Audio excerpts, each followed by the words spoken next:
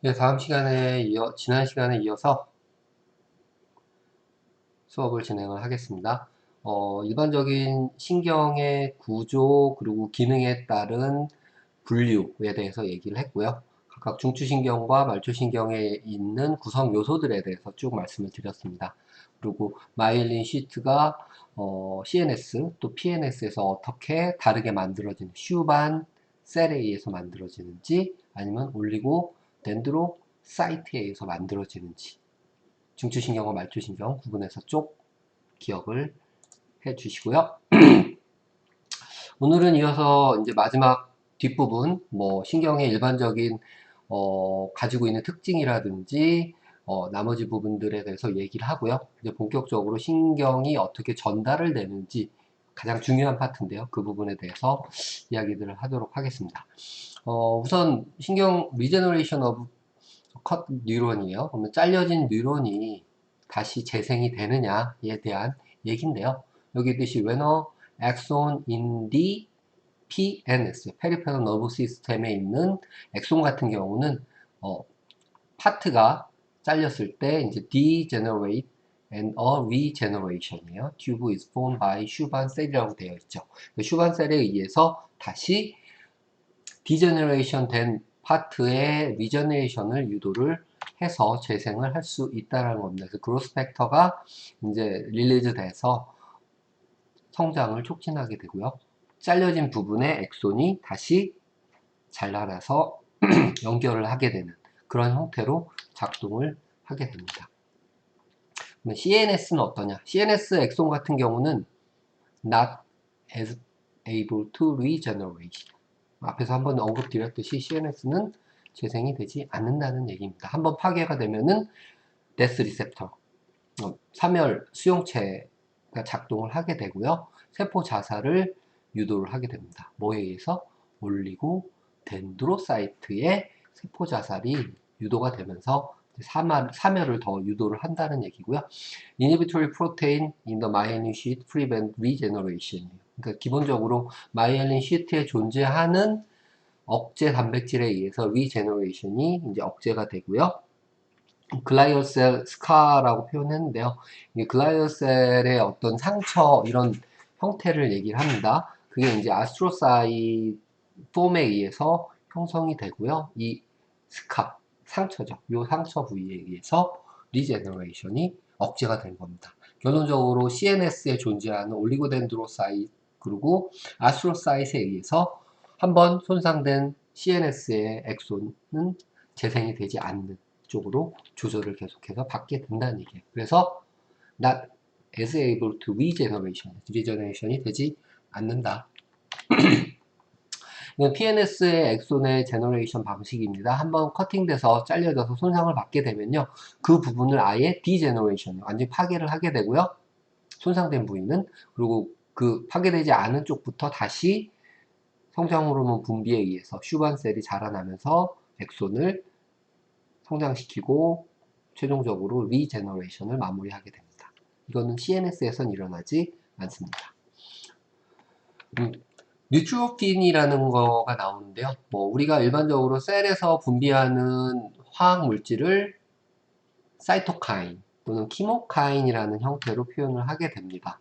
이 뉴로트로핀이라는 아이는 프로모트 뉴럴 그로스라고 되어 있죠. 네, 피처럴 브레이크, 아기 때 뇌의 성장을 촉진하는 물질이라고 생각하시면 되고요. 이런 뉴로트로핀에 속하는 아이는 Nerve Growth Factor, NGF, Brain Derived Neurotrophin Factor, 뭐 BDNF, DNF라고 나오면은 대부분 다 Derived Neurotrophin Factor입니다. 그래서 실질적으로 신경 성장 인자라고 기억을 하시면 됩니다. 뉴로트로핀 3, 뉴로트로핀 4, 5 이런 식으로 해서 뉴로트로핀은 신경의 성장을 유도하는 성장 인자라고 생각하시면 되고요. 이 어덜트 스테이지가 되면은 뉴로트로핀 자체는 이제 여기 있듯이 이제 메인터넌스 오브 시냅틱 갱글리아, 그러니까 실질적으로 시냅틱에 있는 부분을 유지하는 데 많은 작용을 하게 되고요. 여기 있듯이 센서리 뉴런 등을 계속적으로 리제너레이션 시키는데 작동을 하게 됩니다. 결국에는 CNS가 아니고 PNS 쪽이죠. 네, 말초신경 쪽에 신경이 계속 유지가 되도록 시냅틱 갱글리아하고 센소리 뉴런을 리제너레이션 시켜주는 역할을 한다. 누가? 뉴로트로핀이 그런 역할을 하게 됩니다. 뭐 앞에서 여러 가지 이제 어떻게 보면 글라이어스 뉴로글리아라고 표현하는 신경의 서포팅 셀들이에요. 그 중에서 뭐 4가지가 CNS에 있고 2가지가 PNS에 있는데 신경 중에 이제 중추신경에 있는 중에 가장 중요한 역할을 하는 아이 중에 하나가 바로 이 아스트로사이트입니다. 여기 뜻이 most abundant glial cell이에요. 글라이어 셀의 가장 많은 포션을 차지하고 있고요. process with end feet associated blood capillary. 그러니까 끝쪽은 blood vessel에 캐필라리에 모세혈관에 연결되어 있고요. 끝쪽은 엑손 터미널이죠. 엑손의 말단 쪽에 연결이 되어 있습니다. 그 연결 통로를 통해서 여기 있듯이 influence interaction between 뉴런과 blood예요. 혈액하고 뉴런 사이에 연결고리 역할을 해주는 그런 아이입니다. 그래서 여기 혈관, 모세혈관이 중추신경 안에 들어가게 되고요. 엑손의 말단 쪽에 이렇게 서로 연결이 되게끔 요 아스트로사이트이 연결시켜주고요. 혈관에서 글루코즈를 공급받아서 글루코즈를 락틱 액시드로 전환해서 엑손에 에너지를 공급해주는 역할을 이 아스트로사이트이 하게 됩니다. 그래서 아스트로사이트의 기능은 여기 있듯이 take up potassium from extracellular environment to maintain ionic environment for neuron이에요. 그러니까 바깥쪽에서 포타슘을 테이크업, 뉴런 안쪽으로 집어넣어주는 그런 역할을 할 거고요. 여기 있듯이 또 뉴로트랜스미터 역할을 하는 글루타메이트를 엑손 말단에 공급해주는 그런 역할들도 할 겁니다. 그래서 여기 있듯이 케미컬 리사이클이죠. 기본적으로 화학물질들이나 이런 것들, 익스트라 엔바이러먼트에 있는 화학물질을 다시 테이크업해서 재사용할 수 있게 해주는 그런 역할도 하고요. 아까 말씀드렸듯이 글루코즈 에너지원입니다. 혈액에 있는 글루코즈를 모세혈관을 통해서 받아서 뉴런으로 전달해줘서 ATP를 만들 수 있도록 그렇게 해줍니다. 뭐 아까 말씀드렸듯이 글루코즈가 퍼스트 락틱 액시드로 전환이 되고 ATP 생산하는데 사용이 되도록 해준 겁니다. 기능적으로 포타슘과 글루타메이트 업테이크, 글루코즈 업테이크를 해주는 역할을 하는 게 바로 아스트로사이트이고요. 여기 있듯이 can store glycogen이에요. 결국에는 글루코즈를 업테이크 시키고 락틱 액시드로 전환해서 에너지를 만들든지 또는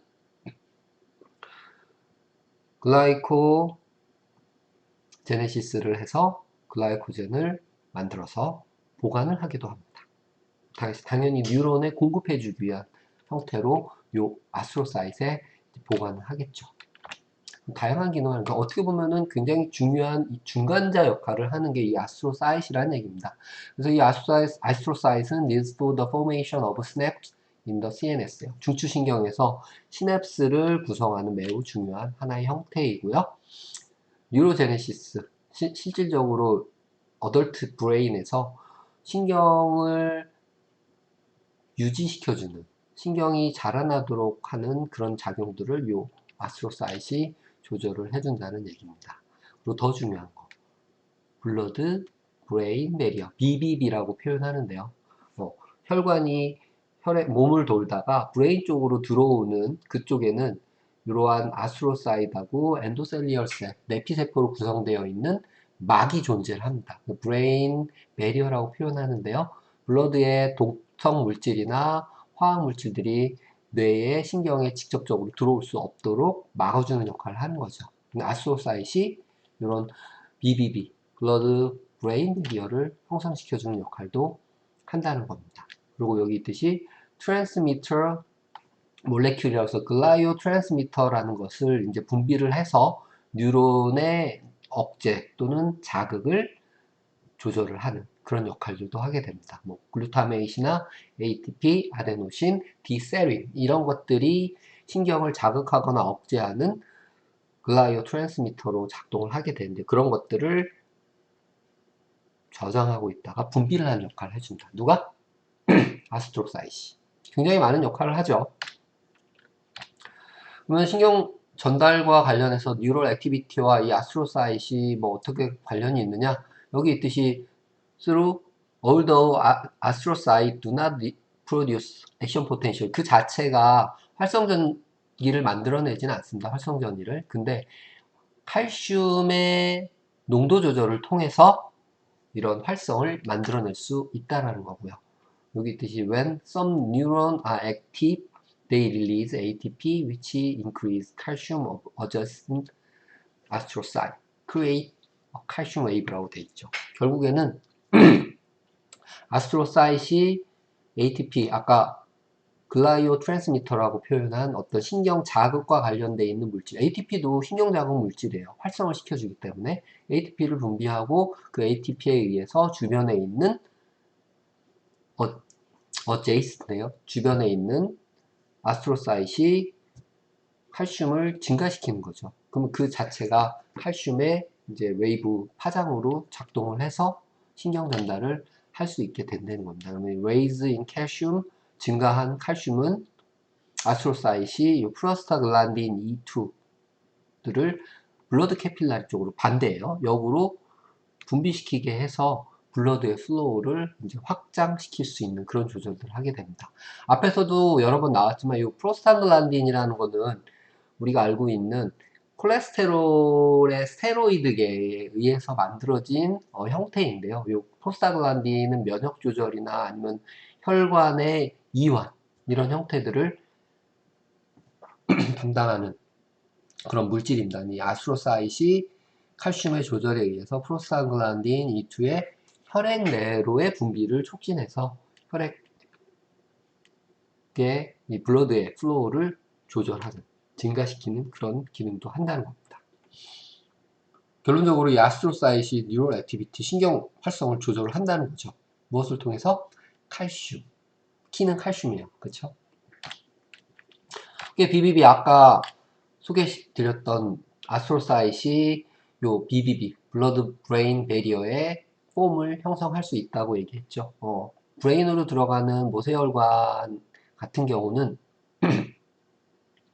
굉장히 do not have pore예요. 구멍을 갖고 있지 않아요. 그 옆에 있는 세포들하고 직접적으로 연결이 되어 있죠. 뭐에 의해서? 타이트 정션이라는 형태에 의해서 연결이 되어 있고요. 굉장히 셀렉티브해요. very selective. 그래서 통과할 수 있는 물질만 통과시키고 통과될 수 없는 물질은 철저하게 막는 그런 형태로 브레인으로 들어오는 화학 물질들을 제한을 하게 됩니다. 항상 트랜스셀룰라에 의해서 물질이 투과 되고요. 파라셀룰라는 셀 주변이라고 얘기했어요. 트랜스셀룰라는 셀을 통과해야 되죠. 셀을 통과할 때 요 액티브 트랜스포트에 의해서 운반을 해준다는 거죠. 그리고 요 아스트로사이트의 영향에 의해서 이온 채널이나 이제 엔자임 이런 것들이 이동을 하게 되고요. 실질적으로 can destroy toxic substance by secreting glial-derived neurotrophic factor예요. 독성 물질이나 이런 것들이 뇌로 진입하거나 하지 못하도록 파괴하는 역할도 담당을 한다는 거죠. 결국에는 BBB가 단순히 베리어의 역할, 장벽의 역할을 하는 것 뿐만이 아니고 실제 독성을 파괴하는 효소들이나 아니면 이온들, 채널을 만들어낸다는 거죠. 그래서 create 그지만 또 좋은 측면도 있지만 나쁜 측면은 브레인에 직접적으로 약을 사용할 수가 없어요. 우리가 경구투여나 아니면 주사로 이제 키모세라피라고 얘기하죠. 화학 치료를 하게 되면은 브레인으로 들어가지가 않기 때문에 질병 치료에는 어떠한 장벽으로 또 작용을 하죠. 그래서 브레인 같은 경우는 머리에 직접 주사를 해서 전달하는 그런 형태를 많이 활용을 합니다. 좀 위험한 방법이죠. 여하튼 굉장히 중요한 부분입니다. 블러드 브레인 베리어.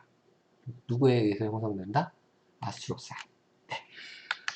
오케이. 그래서 다양한 신경의 구성, 조직, 그리고 기능적인 부분들에 대해서 하나하나 나눠서 얘기를 드렸고요. 이제 본격적으로 실질적인 Electrical Activity in 엑손입니다. 엑손에서 전기 전달이 어떻게 이루어지느냐. 결국에는 전기 전달과 시냅스에서 화학물질 전달에 의해서 신경 전달이 이루어지는 거죠. 첫 번째 파트로 이제 electrical activity예요. 전기 활성이 어떻게 일어나느냐 얘기를 시작을 하겠습니다. 먼저 나오는 얘기가 이제 resting membrane potential이에요. 앞에서도 한번 언급이 된 적이 있는데 resting potential이라는 거는 휴지기 전입니다. 쉬고 있을 때 전기의 상태죠. 뉴런이 갖고 있는 resting potential은 마이너스 70mV입니다. 여기서 70mV라는 개념은 안쪽과 바깥쪽의 전하의 차이라고 말씀을 드렸고요. 안쪽은 항상 마이너스, 바깥쪽은 플러스를 갖고 있습니다. 그랬을 때 전극을 콕 찔러서 측정을 하면은 휴지기에는 안쪽이 바깥쪽보다 마이너스 70V가 낮은 상태로 유지가 된다는 거죠. 분극이 일어나 있는 상태다. 뭐 있듯이 이렇게 established by large negative molecule inside예요. 그리고 포타슘, 소듐, 포타슘 펌프에 의해서 소듐은 바깥쪽으로, 포타슘은 안쪽으로 계속 이동이 일어날 거고요. 일부 이온에 대해서, 포타슘에 대해서는 투과성을 갖고 있죠. 그쵸? 네. 그런 형태로 인해서 이 레스팅 포텐셜이 계속해서 이루어지고 있습니다. 포타슘이 어느 정도 들어오고 나가고는 하고 있지만 소듐은 일방적으로 계속 바깥으로 내보내지게 되는 그런 형태고요.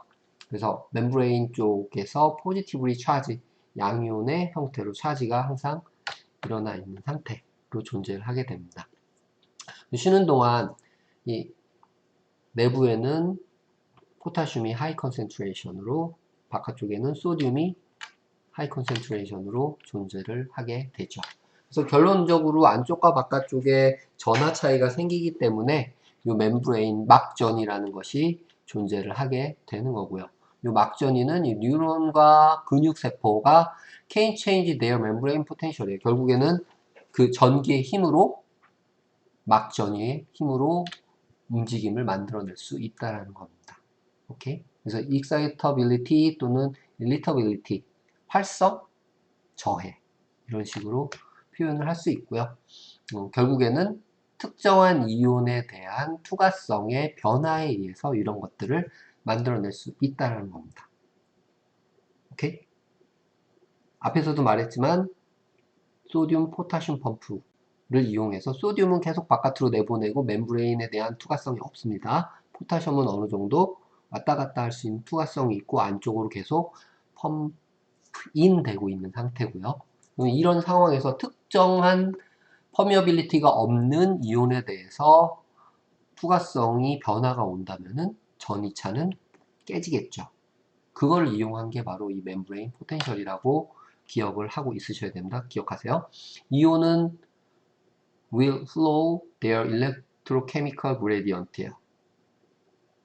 결국에는 concentration gradient죠. 바깥쪽에 높은 양이온, 안쪽에 높은 음이온, 어포지 차지에 대해서 서로 어트랙션을 갖고 있기 때문에 바깥쪽에 양이온 몰레큘이 못 들어오게 막혀 있는데 들어올 수 있는 투과성을 주면, 통로를 열어주면 투과성이 생기는 거죠. 그러면 안쪽으로 당연히 어트랙션, 친화성을 갖고 들어오겠죠. 그게 이 막전이의 특징입니다. 이런 이온들의 흐름을 이온 커런트라고 얘기를 하고요.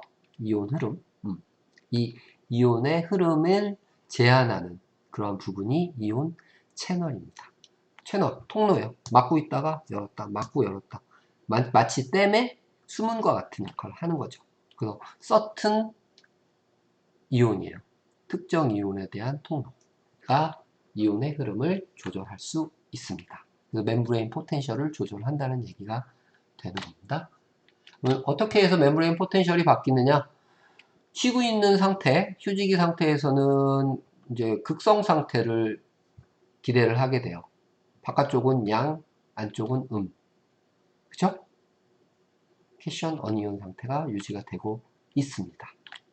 그 상태에서 when the membrane potential inside the cell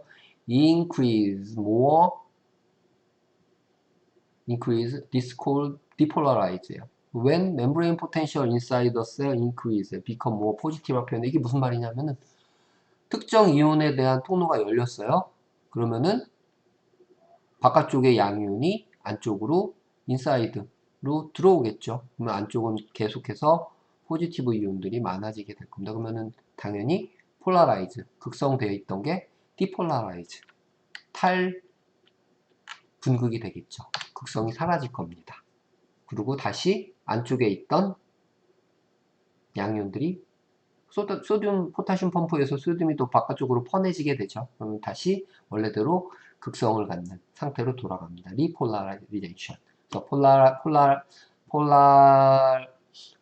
폴라라이즈드, 디폴라리제이션, 리폴라리제이션.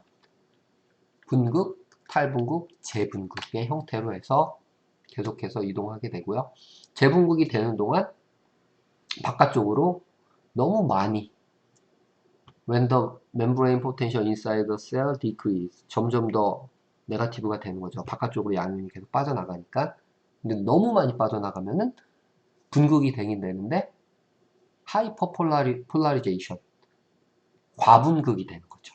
이런 형태로 전기의 흐름이 만들어지면서 신경을 전달하게 된답니다. 기본은 분극, 이온 채널이 열리면 탈분극, 닫히면 원래대로 다시 돌아가면서 재분극, 재분극할 때 너무 많은 분극이 발생하면은 과분극의 형태로 됐다가 다시 어디로 돌아가겠어요? 레스팅 포텐셜로 돌아갈 겁니다.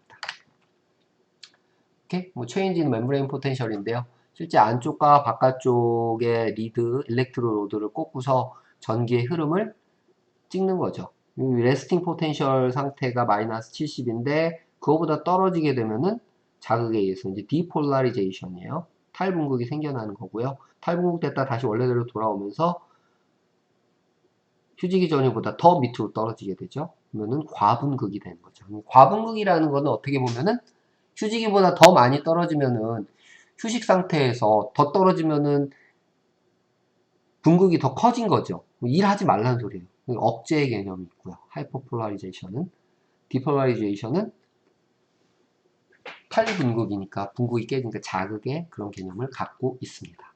꼭 기억을 하세요. 결국에는 신경이 전달이 되기 위해서는 탈분극이 일어나야 되죠. 자극에 의해서 탈분극이 일어나는 겁니다. 그걸 억제하는 거는 재분극, 재분극을 넘어선 과분극, 억제의 개념이 되는 겁니다. change in membrane potential, membrane potential이 어떻게 변화하느냐, 아까 말씀드렸듯이 디폴라리제이션이 일어나게 되면은 포지티브 이온들이 세포 안으로 들어오게 되죠. 대표적인 포지티브 이온, 바깥쪽에 과하게 존재하는 포지티브 이온은 소듐이에요. 소듐이 세포 안으로 들어오게 될 거고요. 세포 안으로 들어온 상태에서 이제 어느 정도 마무리가 되고 다시 바깥쪽으로 빠져나가게 되죠. 그때 이제 과하게 포지티브 이온이 셀 바깥으로 떠나게 되고 안쪽에 네거티브 이온이 과하게 들어오게 되면은 과분극이 일어나게 되죠. 그래서 하이퍼폴라리제이션이 나타나게 됩니다. 디폴라리제이션은 일반적으로 익사이타토리, 활성이고요. 흥분.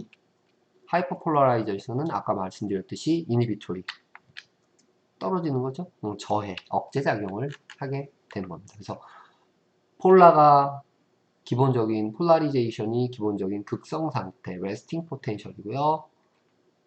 분극이 깨지면 디폴라리제이션, 익사이터토리, 스티뮬레이, 자극이라고 표현하는 액티베이션. 그리고 반대로 분극이 과분극이 된다. 그러면 하이퍼폴라리제이션, 이니비션이라고 생각하시면 됩니다.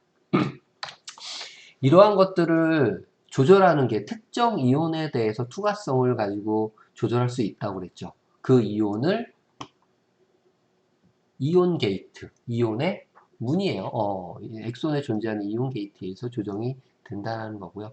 Change in membrane potential are controlled by change in the flow of 이온이에요. 이온의 흐름을 채널에 의해서 조절을 한다는 거고요. 그 채널에 이 게이트 역할을 하는 부분이 있다는 거죠. 포타슘은 두 개 타입의 채널을 가지고 있습니다. 그래서 여기 뜻이 not gated예요. 그러니까 뭐 always open이라고 표현되어 있죠. 그래서 sometimes called potassium leakage channel이라고 표현하는데 이것 때문에 포타슘은 멤브레인은 항상 포타슘에 대해서 투과성을 갖고 있어요. 일부분 아주 뭐 일정 양은 계속 나가고 들어오고를 반복해서 할 수 있다는 거죠. 오픈이 되어 있는 채널이 있으니까. 또 다른 하나는 볼테이지 게이티드예요. 그러니까 우리 몸에 resting potential, 폴라라이제이션 돼 있는 상태, 그리고 디폴라라이즈 되었을 때 상태, 그리고 다시 리폴라라이즈. 계속 뭐가 변해요? 볼테이지가 변하는 거죠. 멤브레인 포텐셜이 변하는 거죠. 그때에 따라서 그 볼트를 인식을 해서 열리고 닫히는 채널이 존재합니다. 근데 이 채널은 열리고 닫히면서 무엇을 이동시킨다? 포타슘을 이동시키는 거죠. 그래서 open when a particular membrane potential is reach예요. 그러니까 어느 정도 멤브레인 포텐셜이 굉장히 높아지면 양쪽으로 양의 포텐셜로 가게 되면 열려서 이 포타슘을 바깥쪽으로 내보내는 그런 역할들을 하게 됩니다. 휴지기 상태에서는 당연히 닫혀 있게 되고요. 소듐 has only 볼테이지 게이티드 채널이에요. 소듐은 바깥쪽으로 내보내진 상태에서 막에 대한 투과성이 절대 없어요. 항상 이 채널에 디펜던트하게 존재해서 세포 안으로 들어올 수 있다는 거고요. 레스팅 상태에서는 당연히 닫혀 있고요. membrane is less permeable to sodium이죠. and rest. 휴지기 상태에서는 통과시키지 않는다는 얘기예요. 오케이? 그럼 좀 더 구체적으로 볼테이지 게이티드 소듐 채널에 대해서 먼저 말씀을 드리겠습니다. 왜? 폴라라이즈, 극성 상태에서 이 극성을 깨주는 이온이 바로 먼저 나오는 애가 무슨 깨주겠죠. 소듐이에요, 소듐. 왜? 포타슘은 어느 정도 투과성이 있다고 그랬는데 절대 투과성이 없는 소듐을 세포 안으로 들어올 수 있게끔 조절해주는 게 이 볼테이지 게이티드 소듐 채널이라는 거죠. 이 채널 같은 경우는 멤브레인 포텐셜이 마이너스 55mV까지 탈분극이 되면은 열리게 됩니다. 그래서 요 형태를 요 마이너스 55mV를 이제 극치, 스레시 홀드라고 표현하고요. 요 상태에 도달을 하게 되면은 자극이 계속 주어지면은 탈분극해서 마이너스 70에서 점점 극성이 줄어드는 거예요. 그러다 마이너스 55에 도달하면은 소듐 채널이 열린다는 거죠. 그래서 극치라고 표현한 부분인데 여기까지 도달해야 소듐 채널이 열려서 신경 전달이 되는 거고요. 마이너스 56까지 가면은 극치에 도달하지 못해서 소듐 채널이 열리지 않으니까 신경 전달이 이루어지지 않을 거예요. 열리게 되면 당연히 소듐은 양의 차지를 갖고 있기 때문에 음의 차지를 갖고 있는 안쪽으로 확 쏟아져 들어오게 되죠. 그게 이제 전기적 화학 농도 구배죠.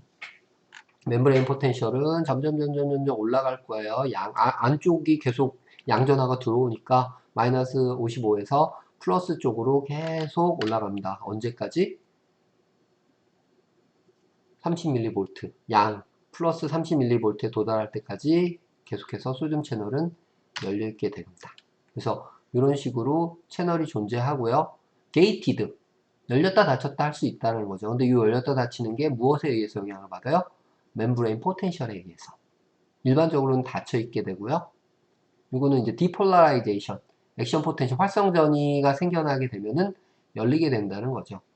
그리고 채널이 인액티베이션 되면은 다시 닫혀서 원래대로 돌아가게 되는 이 사이클 도는 거죠.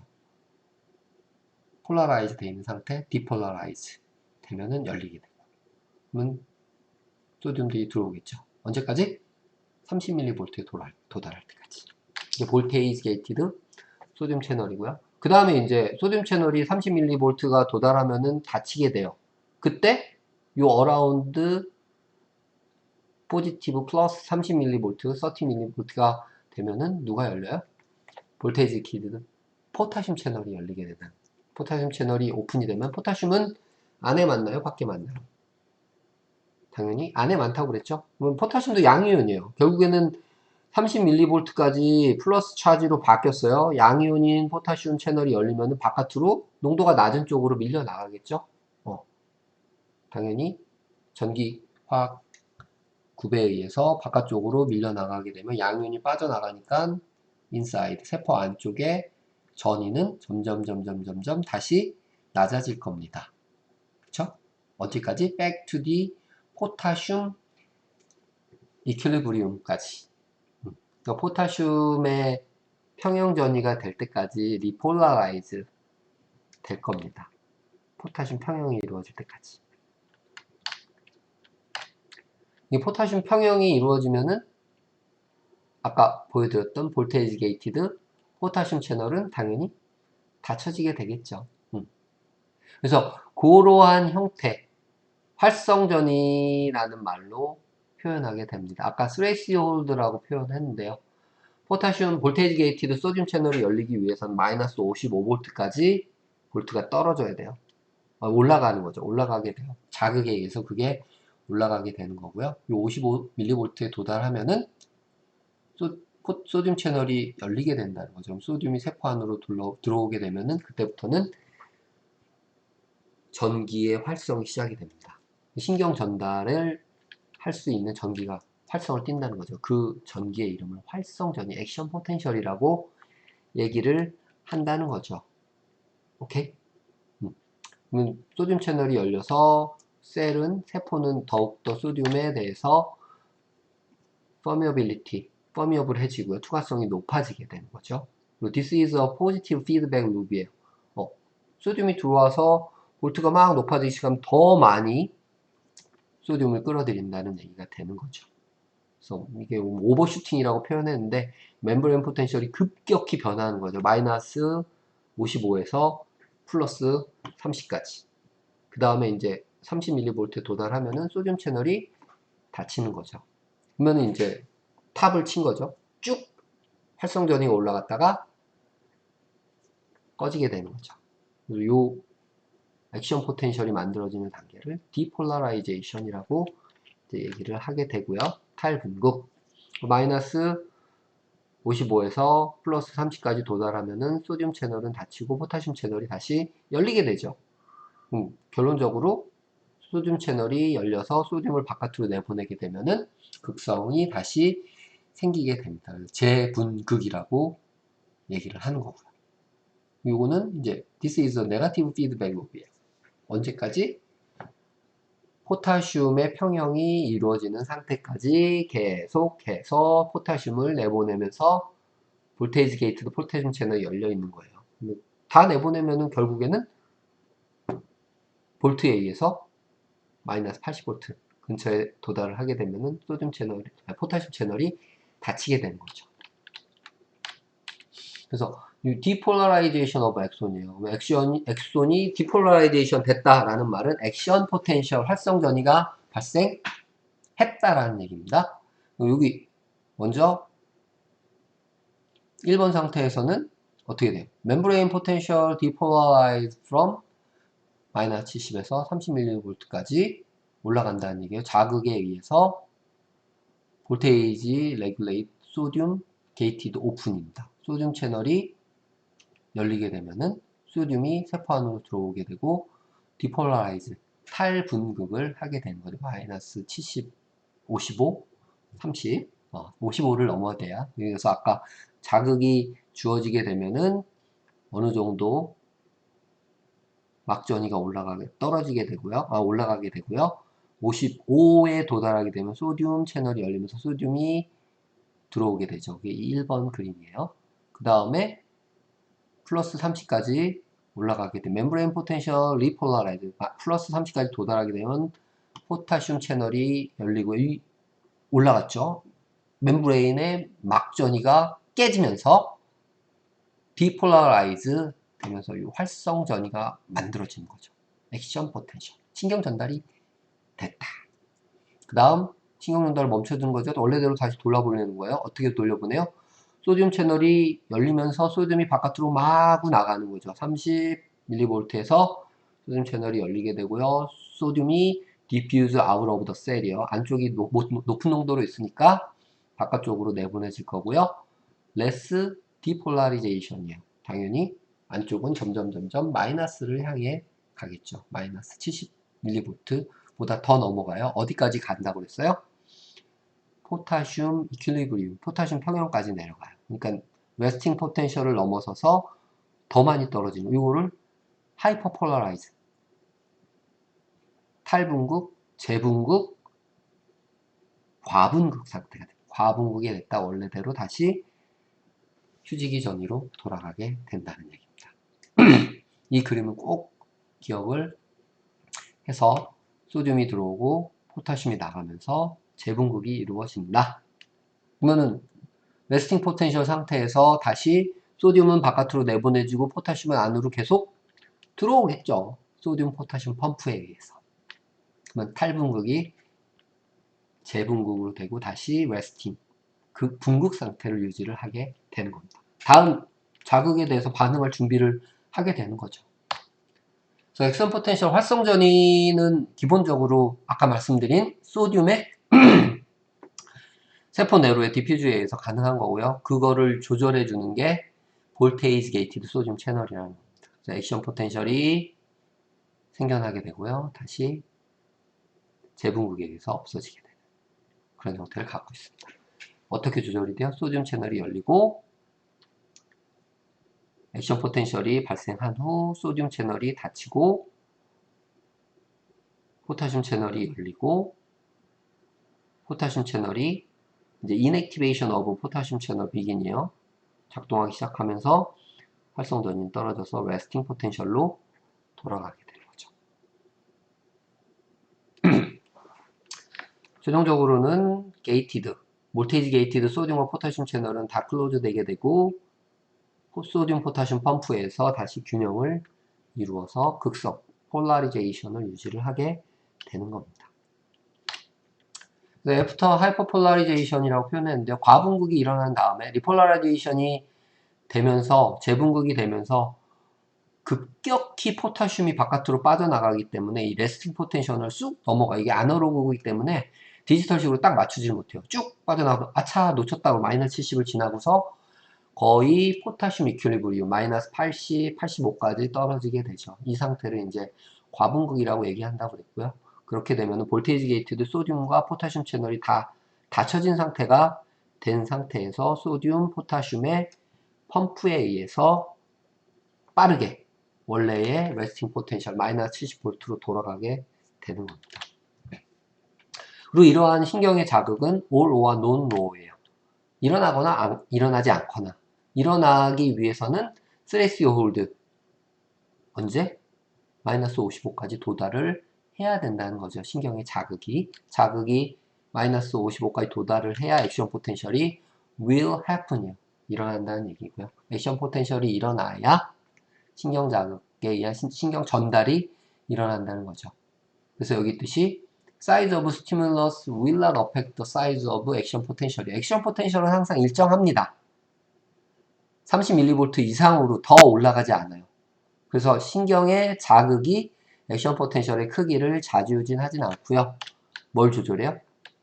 신경의 이 자극의 크기에 따라서 신경 액션 포텐셜의 듀레이션도 변하지 않아요. 크기나 기간은 변하지 않아요. 뭐만 변하느냐? 결국에 신경의 이 자극의 크기는 액션 포텐셜의 크기나 기간을 조절하는 게 아니고 빈도를 증가시키게 된다는 얘기입니다. 그래서 여기 액션 포텐셜 all have same amplitude예요. 항상 똑같은 크기를 갖고 있고요. 듀레이션도 항상 일정하게 나타나게 됩니다. 오케이?